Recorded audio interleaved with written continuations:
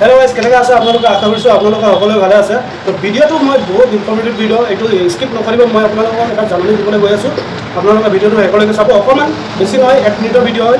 আপোনালোকে ভিডিঅ'টো চাই লওক প্ৰথমতে, তাৰপিছত আপোনালোকে ভাল লাগিলে লাইক কৰিব, নকৰিলে নাই।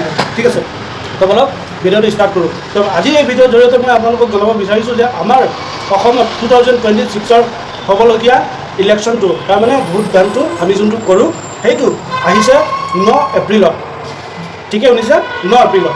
তো মই আপোনালোকক যদি জনাব বিচাৰিছোঁ যে যদি আপোনালোকে বেংগলোৰত থাকে, তামিলনাডুত থাকে বা কেৰেলাত থাকে বা অন্য কিছুমান জেগাত যদি থাকে, তেতিয়াহ'লে পটাপট আপোনালোকে তৎকাল টিকেট কৰিছে যদি কৰি লওক বা ফ্লাইটৰ টিকেট কৰিছে যদি কৰি লওক।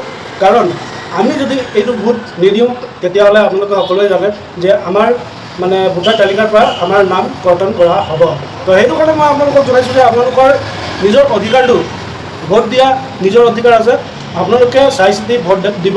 আৰু চাওক, মই এইটো কোৱা নাই যে আপোনালোকে বিজেপিকে দিয়ক বা কংগ্ৰেছকে দিয়ক, আৰু অন্য বহুত পাৰ্টি আছে, যিকোনো পাৰ্টিক আপোনালোকে দিব পাৰিব। তো মই আপোনালোকক আৰু এবাৰ জনাই দিব বিচাৰিছোঁ যে অহা এপ্ৰিল মাহৰ 9 তাৰিখে আমাৰ হ'বলগীয়া ইলেকশ্যনটো আছে। তো আপোনালোকে প্ৰিপেয়াৰ হৈ যাওক ঘৰলৈ যাবলৈ কাৰণে, আৰু ভোটটো দি আহি আপোনাৰ নিজৰ নিজৰ কামত আপোনালোকে লাগি যাব। আপোনালোকক জনাবলৈ কাৰণে ইমানেই আছিলে, ভিডিঅ'টোত বেছি বিশেষ নাই।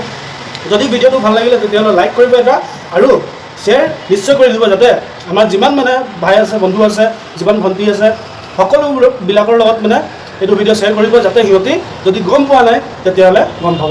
ঠিক আছে, আৰু এটা ভিডিঅ'ত লগ পাম। তেতিয়ালৈকে জয় অসম, জয় জুবিন দা।